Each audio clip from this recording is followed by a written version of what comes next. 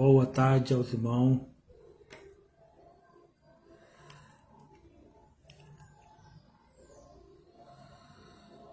Boa tarde a todos os irmãos. Amém? Aqui é o Agnaldo da Escola de Teologia Maranata, amém? E hoje eu quero trazer uma mensagem para o coração dos irmãos, que o tema é o grande trono branco, como será o julgamento, amém? E o texto que nós vamos usar para esse breve estudo está lá em Apocalipse 20, 11 até ao 15, tá bom? Para quem não me conhece, meu nome é Agnaldo, sou diretor da Escola de Teologia Maranata, onde nós temos a nossa grade de estudos, teologia simples, média e avançada. Nós também formamos juízes de paz, formamos capelania nas 10 modalidades, gestão e liderança cristã e também obreiro aprovado. Amém? E esse aqui é um estudo de Apocalipse, escatologia. Bom, o oferecimento da Escola de Teologia Maranata aí totalmente de graça para os irmãos que vai entrar aí nesse breve estudo. Vamos ouvir um louvor?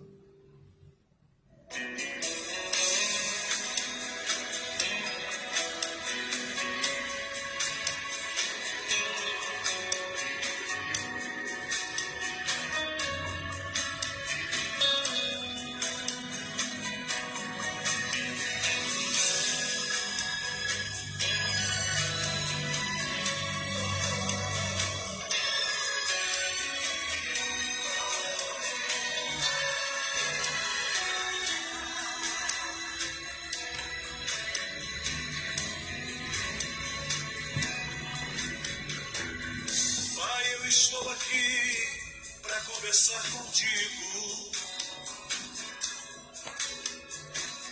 Pai, eu preciso ouvir a voz de um amigo. E só o Senhor, meu Pai, pode me ajudar. Eu errei outra vez, mas quero acertar.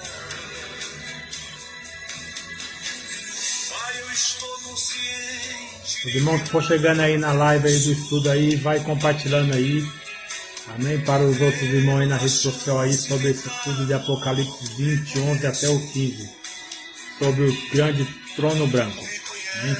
Vai passando aí para os outros irmãos aí, através da rede social, e Deus vai falar com cada um nesta tarde de segunda-feira.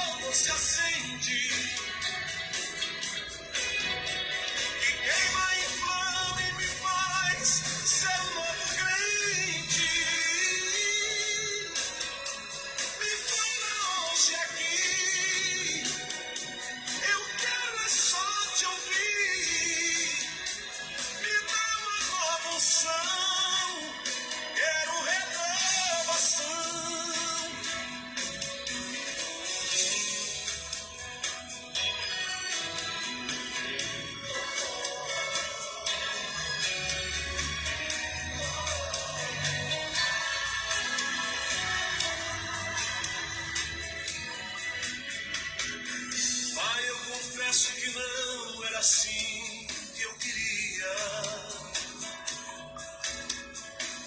Pai, eu tentei do meu jeito porque eu não entendia. E o que penso não é o que tu pensas. E os meus planos não são os teus teus planos. Pai, eu me rendo diante da tua vontade. Me quebra minha massa, me faz um vaso de verdade. Tu me conheces bem, sabes tudo de mim. Nem preciso falar, só quero te escutar. Pois quando tu falas comigo, o fogo se acende, que queima, inflama e me faz ser um novo crente. Me fala hoje aqui, eu quero é só te ouvir. Me dá uma nova unção, quero renovação. Glória a Deus. Falas comigo, o fogo se acende, que queima, inflama e me faz ser um novo crente. Me fala hoje aqui, eu quero é só te ouvir. Me dá uma nova unção, quero renovação.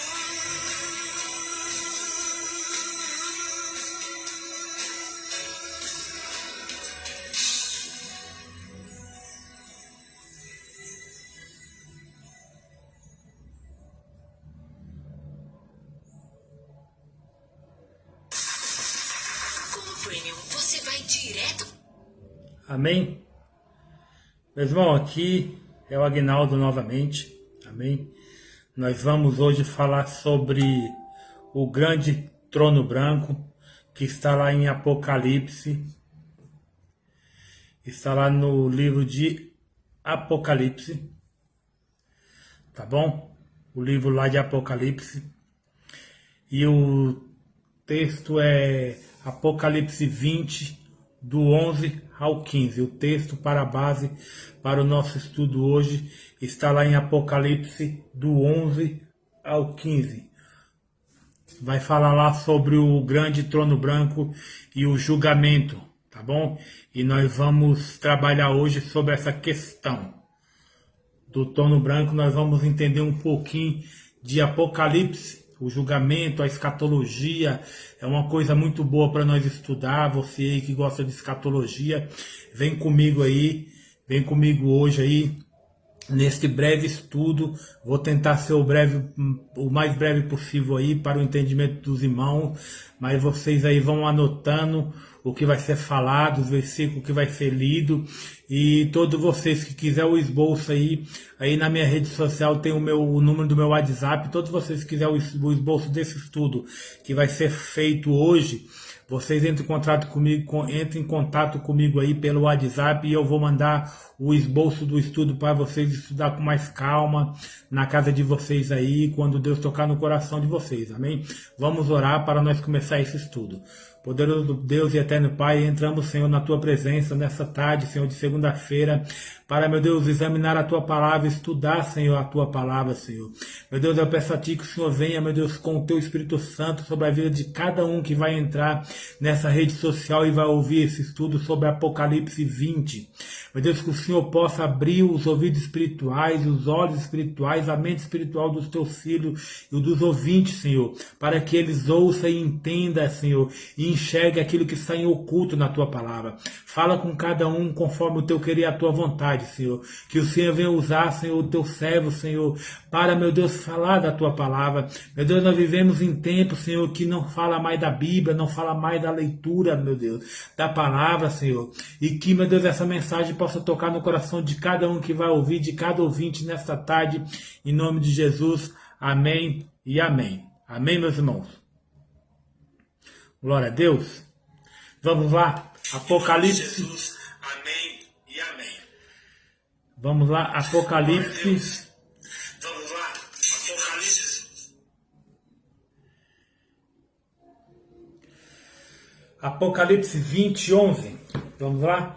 A Bíblia que eu vou usar aqui é a Bíblia King James, tá bom? A Bíblia de estudo King James, a Bíblia do rei Tiago. Amém? É a Bíblia que eu vou usar aí. Se tiver algum texto difícil aí, é por causa da tradução da Bíblia, que a Bíblia de King James é uma das traduções bíblicas que chega mais perto do original. Amém? Apocalipse 20, 11 até o 15, ele vai nos dizer assim, ó. 11. E eu vi um grande trono branco e aquele que estava sentado sobre ele, de cuja face a terra e o céu fugiram, e não se achou lugar para eles. E eu vi os mortos, pequenos e grandes, em pé diante de Deus. E os livros foram abertos. E outro livro foi aberto, que é o livro da vida. E os mortos foram julgados pelas coisas que estavam escritas no livro, de acordo com as suas obras.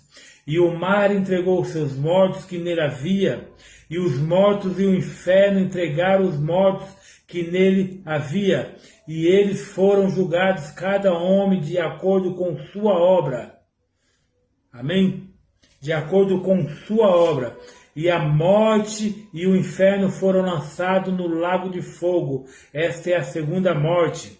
E todo aquele que não foi encontrado escrito no livro da vida foi lançado no lago de fogo.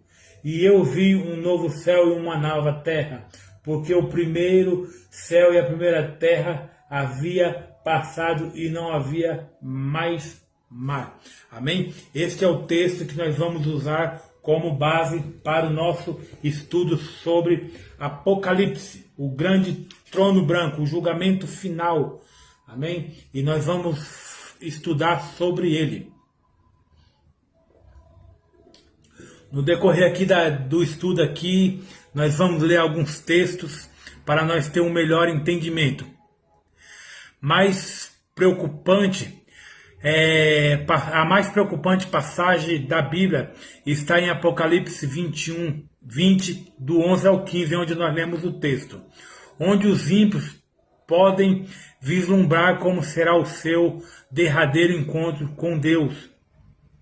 Estes versículos descrevem o julgamento diante do grande trono branco, que acontecerá ao fim do reinado milenar de Cristo sobre a terra. O reino milenar. Agora nós vamos entender um pouco sobre o reino milenar. Depois do reino milenar, aí vem o julgamento do trono branco. E o nome dado aos 1000 anos do reinado de Jesus Cristo na terra. Alguns buscam interpretar os 1000 anos de forma alegórica. Alguns entendem os 1000 anos meramente como uma forma figurativa de dizer período de tempo. Disto resulta que alguns não esperam um reinado literal e físico de Jesus Cristo na terra. Alguns têm um entendimento aqui do milênio como algo figurado. Alguns cristãos entendem que Jesus não vem reinar 1000 anos fisicamente na terra. No decorrer do estudo eu vou passar algum texto refutando este pensamento. Entretanto, por 6 vezes Apocalipse 2:20 fala do reino milenar com duração específica de 1000 anos. 6 vezes. Vamos lá, Apocalipse 20, para nós ver ali que Apocalipse 20 vai falar 6 vezes sobre a vida de Jesus por 1000 anos. Apocalipse 20, do 2 ao 7 vai dizer assim, ó. E eu vi um anjo descer do céu, tendo a chave do abismo, sendo fundo e uma grande corrente na sua mão. E ele prendeu o dragão, a antiga serpente, que é o diabo e Satanás, e amarrou por 1000 anos.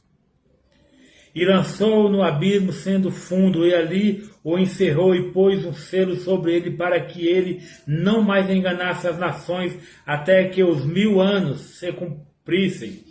E por isso ele deverá ser solto por um pouco de tempo. Eu vi tronos e assentaram-se sobre eles, e julgamento foi-lhe dado. Eu vi as almas daqueles que foram decapitados pelo testemunho de Jesus e por causa da palavra de Deus, e que não havia adorado a besta, nem a sua imagem, e nem havia recebido sua marca em sua testa, ou em suas mãos. E eles viveram e reinaram com Cristo durante 1000 anos. Mas os demais mortos não reviveram até que os 1000 anos findassem. Esta é a primeira ressurreição. Abençoado e santo é aquele que tem parte da primeira ressurreição. Sobre este, a segunda morte não tem poder, mas eles serão sacerdotes de Deus e de Cristo e reinarão com ele 1000 anos. E quando completaram-se os 1000 anos, Satanás será solto de sua prisão e sairá para enganar as nações que estão nos 4 cantos da terra, Gog e Magog, para que as juntam em batalha, cujo número é como a areia do mar. Amém? Já nesse texto aqui nós podemos já refutar essa história de que Jesus não vai voltar fisicamente. Aqui o texto de Apocalipse 20, do 2 até o 7, menciona 1000 anos 6 vezes, a palavra 1000 anos 6 vezes. E esse texto fala do reino milenar com duração específica de 1000 anos. Se Deus quisesse dizer um longo período de tempo, ele não poderia facilmente tê-lo feito. Ele poderia apenas ter feito, escrito só um período de tempo e não colocado 1000 anos. Sem explicar, sem explicitamente, repetidamente mencionar o exato período de tempos. Segundo a Bíblia, meu irmão, quando Cristo retorna à Terra, ele se estabelecerá como rei de Jerusalém, sentado no trono de Davi. Nós podemos ver isso lá em Lucas 1, 32 ao 33. Vamos ler lá Lucas 1. Lucas 1. Deixa eu achar aqui Lucas 1. Vamos examinar lá Lucas 1, onde Deus vai falar. Lucas 1, 32 ao 33. Vai dizer assim, ó. Ele será grande e será chamado Filho do Altíssimo, e o Senhor Deus lhe dará o trono de Davi, seu pai, e ele reinará sobre a casa de Jacó para sempre, e o seu reino não terá fim. Amém? Aqui já outro texto aqui dizendo que Jesus ele vai reinar sobre a casa, sobre o trono de Davi, e o seu reino ele não terá fim. Os pactos incondicionais exigem uma volta literal e física de Cristo para estabelecer o reino. O pacto de Abraão prometia a Israel uma terra, uma posteridade, um governante e uma bênção espiritual. Gênesis 12, do 1 ao 3. O pacto da Palestina prometia a Israel a restauração e a ocupação da terra. Deuteronômio 30, do 1 ao 10. Esses textos que eu não vou lendo, eu vou só citando. É bom que os irmãos vai marcando aí e depois vai estudando, vai lendo, porque a Bíblia fala, a palavra de Deus me ensinou uma coisa muito importante: examinar a Escritura para que você não seja enganado. E o que mais tem hoje são pessoas enganando os fiéis através da Escritura. Por que isso? Por que muitos cristãos são enganados? Porque não examina a Bíblia, não examina a palavra de Deus. E eu dou todo o direito a qualquer um de vocês que vai ouvir esse vídeo, que vai participar dessa live. Se eu falar alguma coisa que não condiz com a palavra de Deus, vocês podem me chamar, podem deixar texto aí e eu vou responder. Amém? Então os textos que eu vou só falar, só citar, depois os irmãos meditam neles lá, tá bom? O pacto de Davi prometia a Israel perdão, meio pelo qual a nação poderia ser abençoada. Jeremias 31, do 31 ao 34. Jeremias, vamos ler o profeta Jeremias. Vamos ler o profeta Jeremias, para nós ter um entendimento aqui. Jeremias 31, do 31 ao 34, ele vai nos dizer dessa maneira: eis que dias vem, diz o Senhor, em que eu farei um novo pacto com a casa de Israel e com a casa de Judá, não conforme o pacto que eu fiz com os seus pais, no dia em que eu os tomei pela mão para os tirar da terra do Egito, porquanto eles quebraram o meu pacto, embora eu os tenha desposado, diz o Senhor. Porém, este será o pacto que eu farei com a casa de Israel. Depois daqueles dias, diz o Senhor, eu colocarei minha lei no seu íntimo, e a escreverei nos seus corações, e serei o seu Deus, e eles serão meu povo. Olha que coisa linda. 34. E eles não ensinarão mais cada homem a seu próximo e cada homem a seu irmão, dizendo: conhecei ao Senhor, porque todos conhecerão a mim, diz desde o menor até o maior deles, diz o Senhor, pois eu perdoarei a sua iniquidade e não me lembrarei mais do seu pacto. Não vai ensinar mais, porque todos vão conhecer ao Senhor. Deus, ele vai perdoar todo o pecado de Israel. Deus vai perdoar toda aquela transgressão de Israel. Então, todo o povo de Israel vai conhecer verdadeiramente quem foi Cristo Jesus na cruz do Calvário.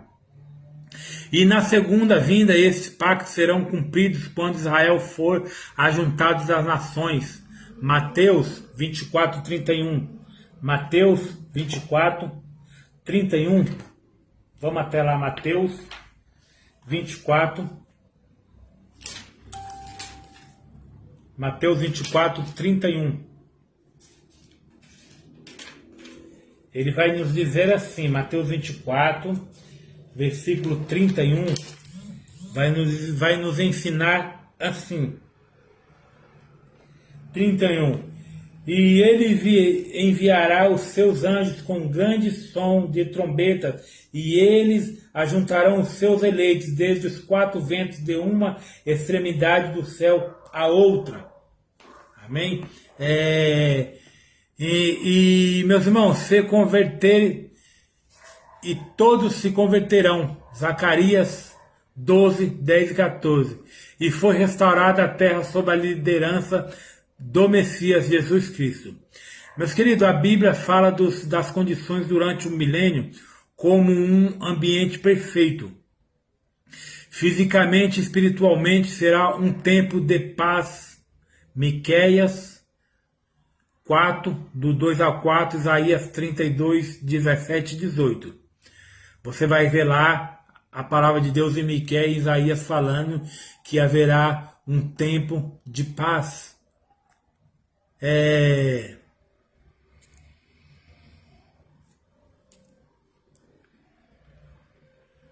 E gozo, Isaías 61, 7 e 10. Conforto, Isaías 40, do 1 ao 2. Sem qualquer pobreza, Amós 9, 13 e 15. Vamos ver lá, Amós dizendo sem qualquer pobreza. No milênio de Jesus não vai haver pobreza, não vai haver doenças, não vai haver enfermidade, não vai haver guerra, não vai haver fome. Haverá um tempo de paz. Ninguém vai trabalhar para ninguém, vai trabalhar para si mesmo. Um tempo de paz, não tem pobreza, não vai ter fome. Você vê aí os governantes querendo acabar com a fome, querendo caçar jeito de acabar com a fome, acabar com a guerra, mas isso só vai acontecer no milênio. O ser humano não tem condições de trazer a paz. Só quem tem condições de trazer a paz para o mundo é Jesus Cristo, o Nazareno. O Nazareno, aquele que morreu por nós na cruz do Calvário. É perca de tempo o homem querer trazer paz, porque não há condições. Só Jesus. E nós vamos ver lá em Amós 9, 13, que nós vamos ver lá o texto, sem qualquer pobreza. 9, 13 ao 15 vai dizer assim: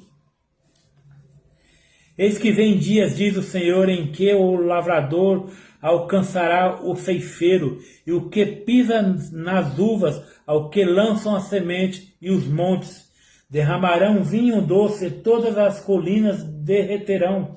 E eu farei voltar do cativeiro o meu povo, Israel, e eles reedificarão as cidades assoladas, e nelas habitarão, plantarão vinhas e beberão o seu vinho.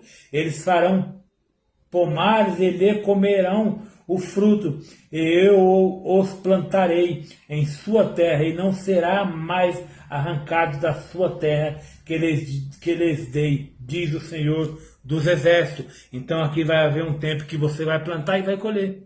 Você vai beber vinho doce, não é esse vinho amargo do pecado que a gente bebemos nos dias de hoje. Ou enfermidades, em Joel 2, 28, não vai haver mais enfermos, não vai haver mais doença. A Bíblia também nos diz que somente os crentes terão acesso ao reino milenar. Deixa eu deixar uma coisa bem clara aqui. A Bíblia me diz que só os crentes terão acesso ao reino milenar. Só os salvos, só os cristãos, só aquele que crê em Jesus Cristo.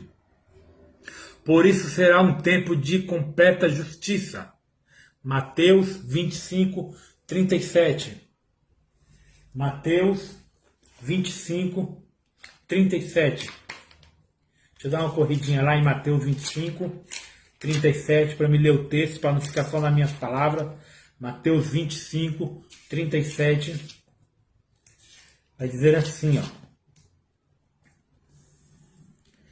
37. Então os justos lhe responderão, dizendo, Senhor, quando te vimos com fome e te alimentamos? Deixa eu ver, peraí, irmão, que eu estou aqui no... Peraí, deixa eu ver aqui. É, isso mesmo. Mateus 25, 37.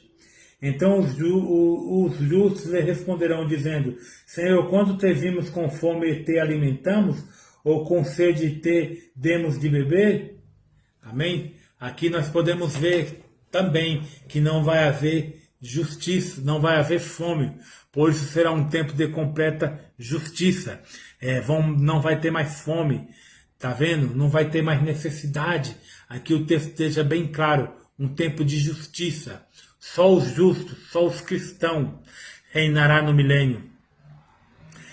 E também nós podemos ver em Salmos 24, 3, 4. Também vai ter obediência, Jeremias 31, 33.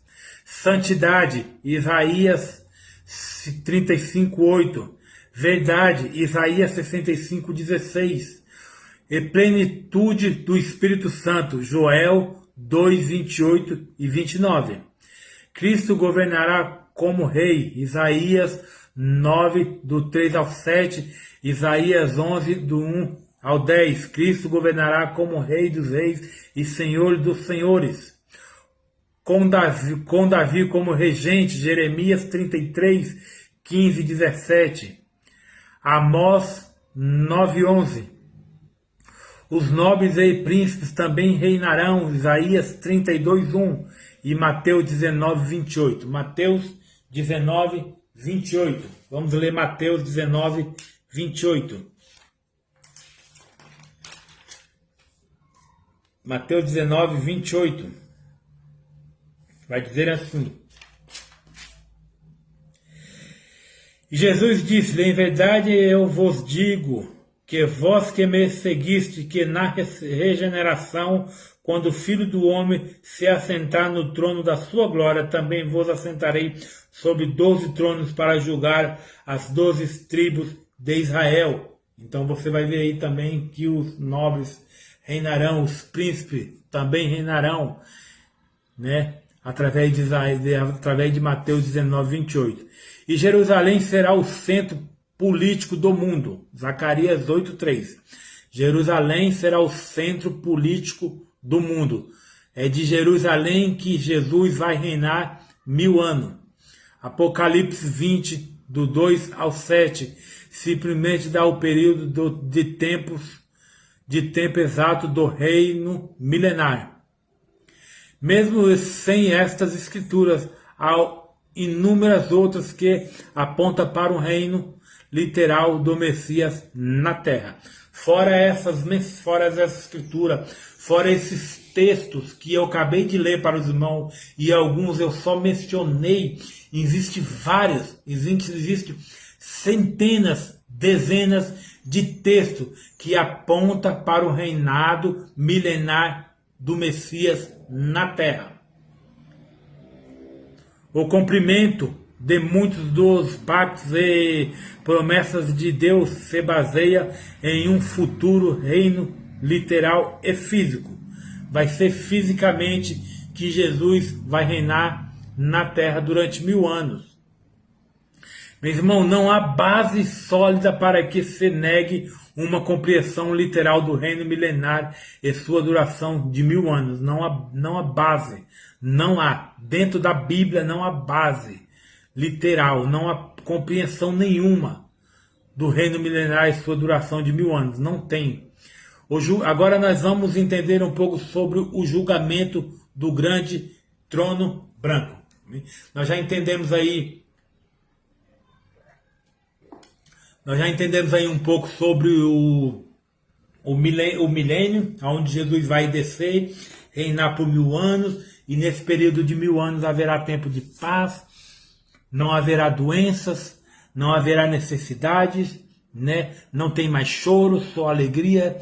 A criança vai comer com o boi vai, o leão vai comer capim com o boi, né? Não vai ter mais briga, não vai ter mais discórdia, não vai ter mais fome, não vai ter mais guerra, uma plena paz durante 1000 anos, quando Jesus vier reinar conosco na terra. Amém? É na terra. Tá bom? Agora o julgamento do grande trono branco. Vamos entender um pouco sobre o julgamento do trono branco. A Bíblia claramente indica, meus irmãos, algum tipo de julgamento logo após a morte. Isso é claro que haverá algum tipo de julgamento após a morte. E existe dezenas de textos falando a respeito disso. E eu vou citar só Hebreus 9, 27, que é o mais conhecido, que vai dizer assim, que afirma que os homens está ordenado morrer uma vez, vindo depois disso o juízo. Né? Hebreus 9, 27 vai dizer que aos homens está ordenado morrer uma vez só. Depois disso, o juízo, o julgamento e a condenação. Nossa posição em Cristo determina nosso julgamento, amém? A nossa posição em Cristo vai determinar o nosso julgamento. Deixar uma coisa bem clara aqui, através dessa live. O nosso posicionamento com Cristo determina o nosso julgamento. Amém? Vai determinar o nosso julgamento conforme você está andando com Cristo. Como que você está andando com o Senhor? De que maneira você está servindo ao Senhor? Isso vai determinar o nosso julgamento no grande trono branco. Imediatamente após o arrebatamento, o crente comparecerá perante o tribunal de Cristo. 2 Coríntios 5,10. 2 Coríntios 5,10 vai dizer assim, ó, 2 Coríntios 5,10. Vai dizer assim: porque todos devemos comparecer diante do tribunal de Cristo, para que cada um possa receber as coisas feitas no seu corpo, segundo o que tiveram feito, se é bom ou se é ruim. Todos deverão comparecer. Não é só quem está no mundo. Não é só assassino, não é só prostituta, não é só homossexual, não é só o bandido. São todos, crentes ou não crentes, vai ter que comparecer. Todos, vou ler novamente, porque todos devemos comparecer diante do tribunal de Cristo, para que cada um possa receber as coisas feitas no seu corpo, segundo o que tiveram feito, se é bom ou se é mal. Segundo o que você tiver feito no seu corpo, se é bom, se é mal. Sabe por que a Bíblia fala aqui a respeito do corpo? Sabe por que o seu corpo? Porque a Bíblia me ensina que o corpo é o templo do Espírito Santo. E quando você coloca algum pecado no seu corpo, você está blasfemando contra o Espírito Santo. Então todos vai ser julgado conforme o bom e o mal, conforme o que você fez de bom e conforme o que você fez de ruim na sua vida. Amém? Lá os santos ressurretos serão recompensados pelas boas obras que realizaram na terra. Amém? Lá no grande julgamento, os santos serão compensados pelas boas obras que realizaram na terra. Amém? Isto, porém, é completamente diferente do ímpio, que será julgado perante o grande trono branco ao final do milênio. Tá bom? É diferente do ímpio. É diferente, totalmente diferente do ímpio que será julgado perante o grande trono branco. Tá bom?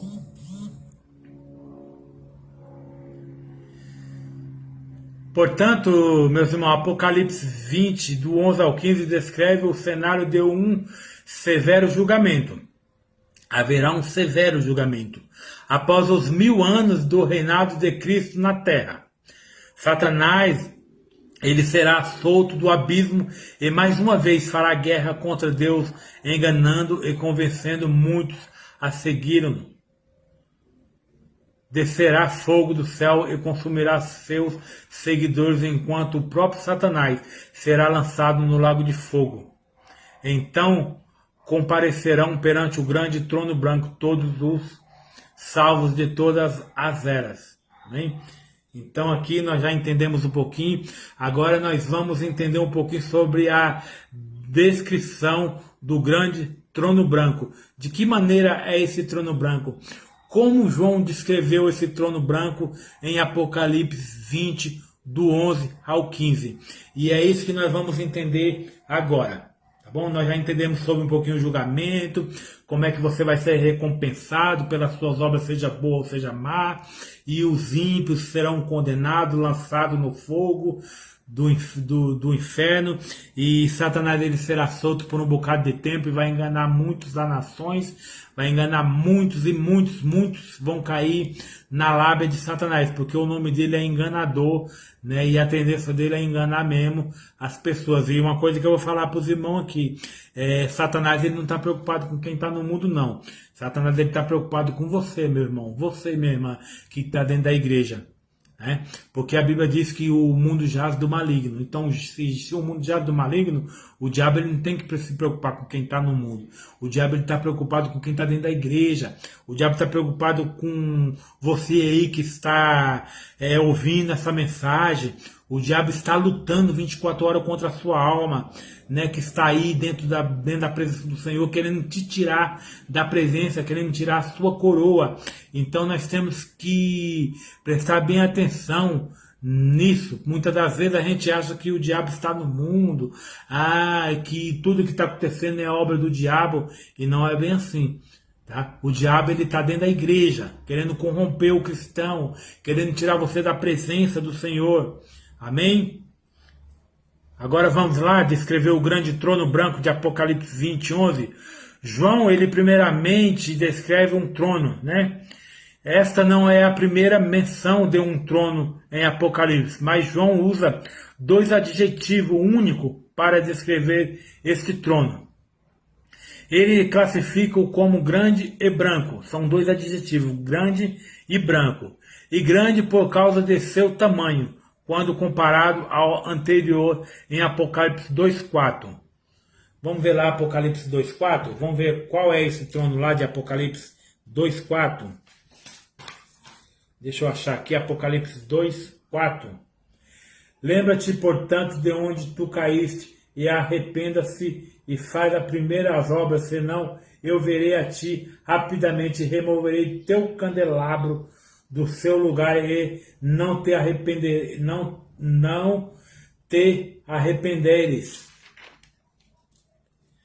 Amém? 2:4. Todavia eu tenho algo contra ti, porque deixaste o teu primeiro amor. Amém? Aqui nós vamos, né? Apocalipse 2:4, daquele que eu ocupava e dá importância do julgamento proferido ali. A cor do trono também possui diversas conotações. Significa a pureza de quem sobre ele se assenta e a justiça de quem administra. Por fim, evoca a justiça do juiz e do veredito. O ocupante do grande trono branco, João não identifica o ocupante do trono de forma direta. Em Apocalipse, aquele que se assenta sobre o trono frequentemente se refere a Deus. Em João 5:28, porém, lemos que o Pai a ninguém julga, mas deu ao Filho todo o juízo. E em Romanos 2,16, Paulo escreve sobre o dia em que Deus há de julgar os segredos dos homens por Cristo Jesus. Apocalipse 3:21 fala sobre Jesus partilhando um trono com Deus. Tal é a união entre o Pai e o Filho que não há problemas algum em atribuirmos as ações de um a outro. Meu irmão, na presença dessa majestade divina, foge a terra e a atmosfera circundante. Amém? Então ali o grande trono branco será ocupado por Deus, Jesus Cristo. A presença dele é tão grande, tão grandiosa, que foge da capacidade humana, foge da mente humana. Assim como um perdão não pode estar na presença de Deus Santo, ele vale para a terra e seu ambiente corrompido. Em 2 Pedro 3,10, lemos que os céus passarão com grande estrondo, e os elementos ardendo se desfarão, e a terra e as obras que nela hão se queimarão. Amém? Lá em 2 Pedro 3,10, lemos que os céus passarão com grande estrondo, e os seus elementos ardendo se desfarão, e a terra e as obras que nela há se queimarão. Um grande estrondo, e tudo o que há na terra se queimará, explodirá. Amém? Portanto, não há lugar para tais coisas, pois a corrupção não pode estar na presença de um Deus santo. Não pode. A corrupção não pode estar na presença de um Deus santo e poderoso.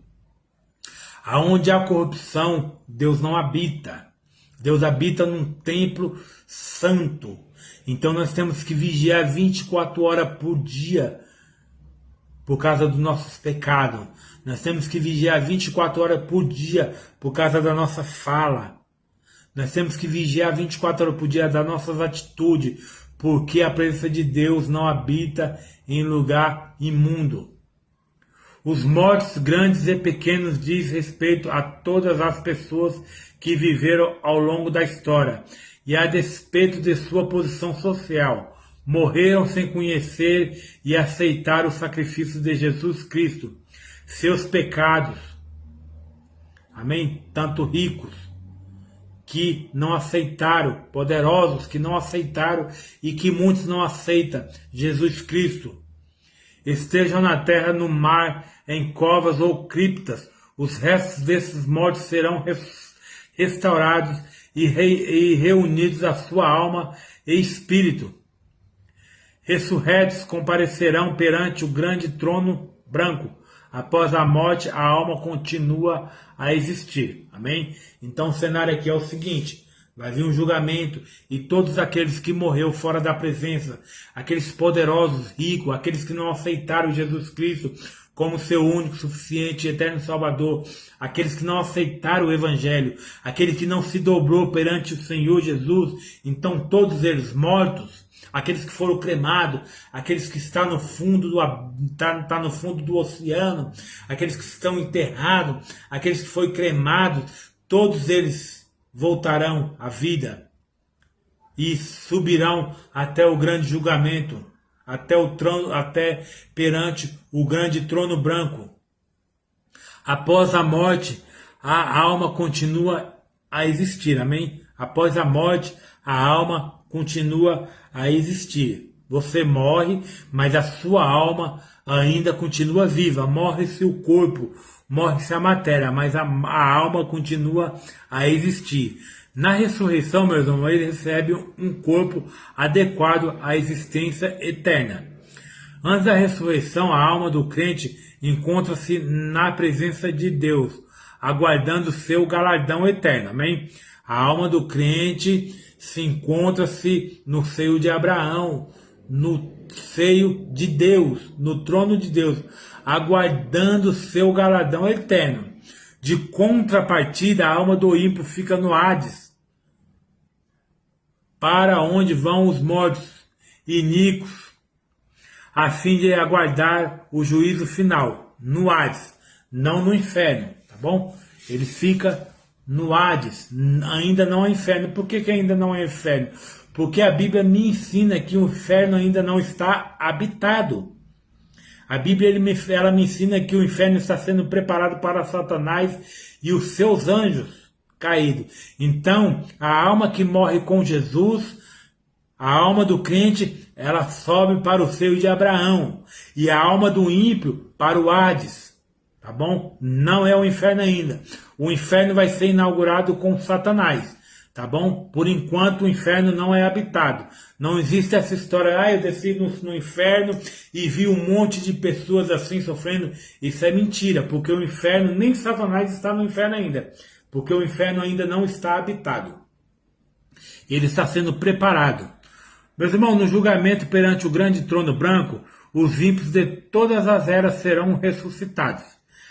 Daniel 12:2. E muitos dos que dormem no pó da terra ressuscitarão, uns para a vida eterna e outros para a vergonha e desprezo eterno. Daniel 12:2. João 5:28-29 vai dizer assim: não vos maravilheis disto, que vem a hora em que todos os que estão nos sepulcros ouvirão a sua voz? E os que fizeram o bem sairão para a ressurreição da vida, e os que fizeram o mal para a ressurreição da condenação. Olha que coisa linda. Aqui é João 5:28 e 29, dizendo o seguinte: não vos maravilheis disto, porque vem a hora em que todos os que estão no sepulcro ouvirão a sua voz. Todos que estão mortos ouvirão a voz do grande Deus. E os que fizeram o bem sairão para a ressurreição da vida, e os que fizeram o mal para a ressurreição da condenação. Atos 24:15 vai nos dizer assim: tende esperança em Deus, como estes mesmos também esperam, de que há de haver ressurreição de mortos, assim dos justos como dos injustos. Os justos e os injustos serão ressuscitados e serão julgados, conforme Atos. Descreve uma ressurreição para justos e injustos. Daniel e João ainda explicam que nessa ressurreição os justos se erguerão para a vida eterna e os injustos para a vergonha e condenação eterna. É simples assim. Um vai ser salvo e o outro vai ser condenado. Um vai ser deixado e outro vai ser levado. No julgamento, meus irmãos, perante o grande trono branco, ímpios de todas as camadas sociais, com variedades, capacidades intelectuais e oriundos de diversas posições de poder, político ou financeiro, terão uma coisa em comum: todos morreram sem Cristo. Todos se levantarão de seu túmulo e o Hades será esvaziado. Todos têm algo em comum. Todos eles morreram sem Cristo e seus túmulos serão levantados e o Hades será esvaziado para o grande julgamento. Então todos aqueles que estão no Hades esperando o julgamento do grande trono branco, o Hades vai ser esvaziado. Todos vão subir e vão ser julgados. Amém? Tá dando para os irmãos entender até aqui, né?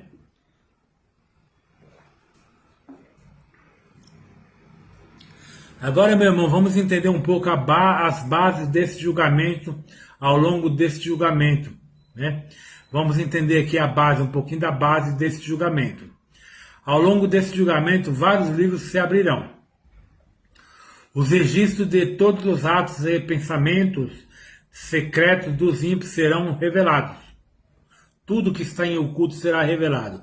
Eclesiastes 12:14 lemos: porque Deus há de trazer a juízo toda obra e até tudo que está encoberto, quer seja bom, quer seja mal. Deus vai trazer à tona tudo que está encoberto, quer seja bom ou quer seja mal. Não tem para onde correr, não tem como você esconder nada do Senhor, porque no julgamento o livro vai ser aberto e todas as atitudes do ser humano, seja boa ou seja mal, vai ser revelada para todos verem, para todos ouvirem. É preocupante, meus irmãos, imaginar que cada um de nós pode ter um anjo registrando cada pensamento, palavra e ato.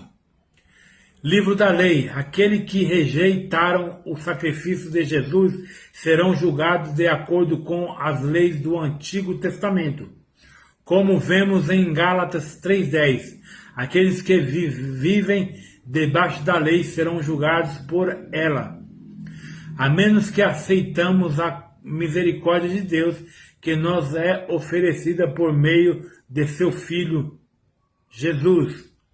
Meus irmãos, não podemos ser considerados justos, porque todos pecaram e destituídos estão da glória de Deus. Romanos 3:23. Todos pecaram. Não há um justo no mundo sequer. Todos pecaram e todos estão destituídos da glória de Deus. Hebreus 2:2 exige que toda transgressão e desobediência receba a justa retribuição. Isso é compatível com a justiça de Deus e parece indicar diversos níveis de tormento no inferno. Uma pessoa relativamente ética que tenha levado uma vida um tanto vitoriosa, embora distante dos padrões de Deus, não sofrerá a mesma punição atribuída a Adolf Hitler. Não haverá. Da mesma forma, o julgamento de quem jamais ouviu o Evangelho levará tal fato em consideração. Amém? Não é assim. Tá? Haverá... Muitos dizem que não existe pecadinho e não existe pecadão, né? Muitos dizem que o julgamento vai ser igual para todos. Só que a Bíblia discorda desse pensamento. Sabe por quê? Porque você imagina se Deus fosse justo, se, por exemplo, assim, vamos imaginar que eu matei toda a minha família, né? Esquartejei e depois enterrei, né?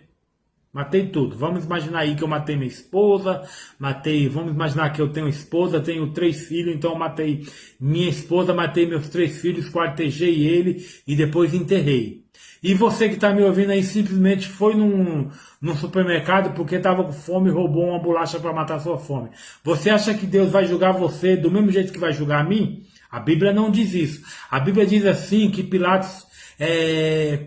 Jesus falou para Pilatos: maior pecado tem aquele que me entregou a vós. Olha que interessante. Maior pecado tem aquele que entregou a vós. Então a Bíblia tem vários textos que me dá a entender que Deus vai julgar cada um nas suas condições. Hitler vai ser julgado de uma maneira. E, por exemplo, a pessoa que roubou 1 quilo de arroz vai ser julgada de outra maneira. Né? Existe pecadinho e pecadão, porque se Deus for julgar todo mundo do mesmo jeito, eu creio que Deus não seria justo, né? E a Bíblia me dá todo o entendimento para eu pensar assim, e tem vários versículos que diz que, né, maior pecado tem aquele que me entregou a vós. Jesus falando para Pilatos sobre Judas. Jesus também fala assim, ó, que existe pecado para a morte, pecado que não é para a morte. E ele ainda fala assim, aquele pecado que é para a morte, não ore. Não podemos orar para aquele pecado que é para a morte. Por isso que nós temos que saber por quem nós estamos orando, para que nós estamos orando e para quem. né? Porque a Bíblia fala que tem pecado que é para a morte, e esse pecado nós não devemos nem interceder por ele, porque já está morto, é pecado para a morte. Então existe pecado que não é para a morte, e existe pecado que é para a morte. Amém? Tá fazendo os irmãos entender aqui. Esses certamente se enfrentarão menor severidade que aqueles que repetidamente ouviram a palavra de Deus e a rejeitaram. Amém? Então vai ser assim, né? Tem pessoas que repetidamente ouvem a palavra de Deus, a pessoa vai lá, evangeliza, fala, e a pessoa não aceita, né? Repetidamente, praticamente quase todo dia ele ouviu o evangelho, ouviu a palavra de Deus, uma palavra de arrependimento, mas ele não aceitou. Então essa pessoa vai ser julgada diferente daquele que ouviu e aceitou. Amém? Mateus 11, 21 e 24 reforça tal concepção. Vamos ver lá Mateus 11, 21. Vamos lá fazer o reforço, né? Nessa linha de raciocínio que eu estou passando para os irmãos. Ele vai reforçar ali em Mateus 11. Deixa eu achar aqui Mateus 11. Mateus 11, do 21 ao 24.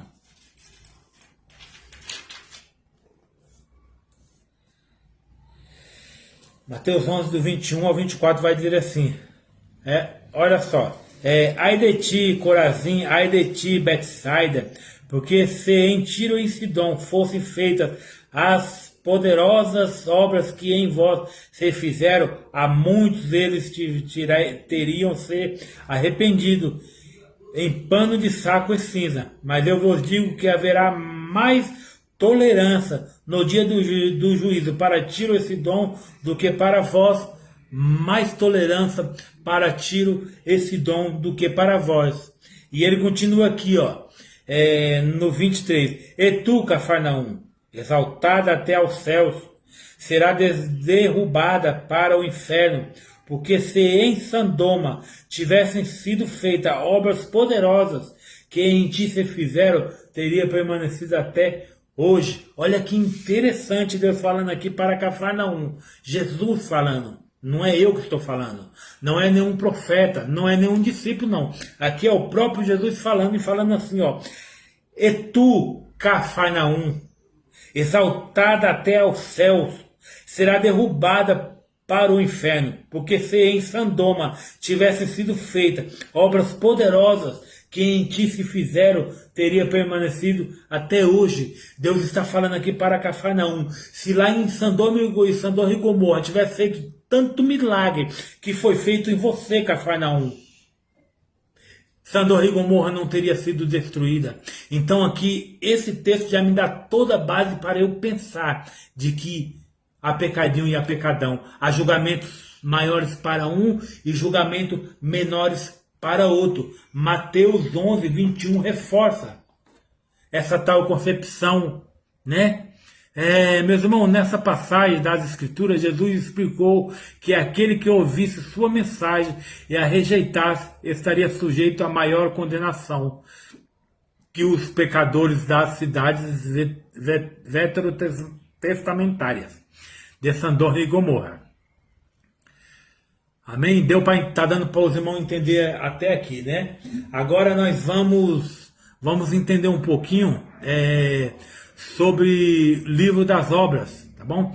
Agora nós vamos entender aqui um pouquinho sobre o livro das obras, o juízo. O juiz então senta-se em seus tronos e pronto a dar o veredito. Examina os livros que estão abertos no tribunal, os quais registram todos os atos de cada réu. A salvação não está em questão, pois os acusados presentes são descritos como mortos. Significa que estão espiritualmente mortos. Suas obras, portanto, não podendo ser agradáveis a Deus. Romanos 8:8 vai dizer assim: portanto, os que estão na carne não podem agradar a Deus. Romanos 8:8, portanto, os que estão na carne não podem agradar a Deus. Serão provas irrefutáveis da existência de qualquer relacionamento salvador com Deus. Sem nenhum mediador, 1 Timóteo 2,5, porque é um só Deus e um só mediador entre Deus e os homens, Jesus Cristo, homem. Eles serão julgados por seus atos. Mateus 16:27, porque o Filho do Homem virá na glória de seu Pai com os seus anjos, então dará a cada um segundo as suas obras. Cada um segundo as suas obras. Aqueles que estiverem diante do trono não terão defesa. Não terão defesa. Não adianta mais. Já está dado o veredito. Aquele que estiver diante do trono ficarão indefesos, expostos perante os olhos daqueles a quem devem prestar contas. Amém? O julgamento começará e a sentença será o lago de fogo. O julgamento começará e a sentença para esse povo será o lago de fogo e enxofre, que é o castigo do tormento eterno, preparado para Satanás e seus anjos e todos aqueles que recusarem a vinda eterna por meio de Jesus Cristo. Mateus 25, 41 e 46. Agora o livro da vida. Meu irmão, outro livro é aberto. Neste caso, a palavra livro está no singular, pois há apenas um. Trata-se do livro da vida que traz os nomes dos eleitos de Deus, cidadãos do céu. Este povo não enfrentará condenação, Romanos 8:1, ou julgamentos. Não se encontrará entre os mortos, pois estão vivos. Escaparam do julgamento e de seu veredito a segunda morte. Então João 6, 50, 51, Jesus declarou ser o pão da vida e deixou claro que quem comesse deste pão jamais morrerá, mas viverá para sempre. Jesus disse: eu sou o pão da vida. Quem come a minha carne e bebe o meu sangue. Né? Então Jesus fala aqui, ó, eu sou o pão da vida. Quem come a minha carne jamais morrerá, viverá para sempre. Ao fazer tal promessa, Jesus não estava dizendo que tal pessoa não morreria fisicamente, mas referia-se à morte espiritual. Em João 11:25, Jesus disse a Marta: eu sou a ressurreição e a vida. Quem crê em mim, ainda que esteja morto, viverá. Quem crê em mim, ainda que esteja morto, viverá. Eu sou a ressurreição e a vida. Assim diz o Senhor a Marta. A criação está sujeita à morte física, mas apenas os incrédulos estão sujeitos à segunda morte e ao abatimento para o lago de fogo. Amém? A segunda morte é só para os incrédulos. O Senhor ressurreto prometeu à igreja em Esmirna: o que vencer não receberá o dano da segunda morte. Apocalipse 2:11. O livro da vida testifica contra os ímpios, pois seus nomes não são encontrados lá. Bem? Então aqui os ímpios terão a segunda morte, né? O julgamento vai vir e depois vai ter a segunda morte, que é a morte do espírito, e todos irão morrer. Amém? Eu espero que os irmãos estejam entendendo. Meu irmão, em 1 Coríntios 16, 15, 26, Paulo escreve: ora, o último inimigo que há de ser aniquilado é a morte. Satanás é destruído e lançado no lago de fogo, em Apocalipse 20, 10, juntando-se à besta e ao falso profeta. Por fim, a morte e o Hades são derrotados e lançados no lago de fogo. A morte e a iniquidade e Deus põe um fim na dor, fazendo cessar todo choro e secar toda lágrima. A morte já não existirá. Trajada foi a morte na vitória. Onde está, ó morte, o teu aguilhão? Onde está, ó inferno, a tua vitória? 1 Coríntios 15, 54, 55, vou repetir. Tragada foi a morte na vitória. Onde está, ó morte, o teu aguilhão? Onde está, o inferno, a tua vitória? Amém? Tragado foi a morte. Então, meu irmão, isso aqui foi um breve estudo sobre o grande trono branco de Apocalipse, aonde aqui foi citado alguns textos aqui para dar entendimento, né? Entendimento à palavra do Senhor. Eu espero que eu tenha conseguido abrir um pouco a mente, o leque do entendimento sobre escatologia, porque escatologia, Apocalipse, ele é um livro muito difícil de ser entendido, né? E precisa de um bom tempo para que nós tenha leitura, examinar direitinho, para ter um conhecimento aí sobre a escatologia, sobre o grande trono branco. Amém? E eu espero aí que através dessa live, através desse pequeno estudo, desse breve estudo, posso ter aberto aí o entendimento do coração dos irmãos nessa tarde. Deus colocou esse texto no meu coração aí para eu passar para os irmãos e eu espero que eu tenha conseguido entender, né? Fazer feito os irmãos entender aquilo que foi falado aí e que os irmãos me perdoem alguma coisa que foi lido errado, que os irmãos não entenderam, mas a gente vai melhorando cada dia mais, né? Cada dia mais a tendência é melhorar, né? A gente vai estudando, melhorando, né? Examinando a Escritura e nós vai se tornando uma pessoa sábia diante da palavra de Deus, amém? Deus abençoe a vida de todos, tá bom? Visita lá o canal no YouTube, Escola de Teologia Maranata. Deixa lá o seu like, né? Se inscreve lá, né, no canal no YouTube lá e que Deus possa nos ajudar cada dia mais, tá bom? Deus abençoe a vida de todos e um forte abraço e até a próxima aí. Deus abençoe Maria, que Deus seja grande em sua vida.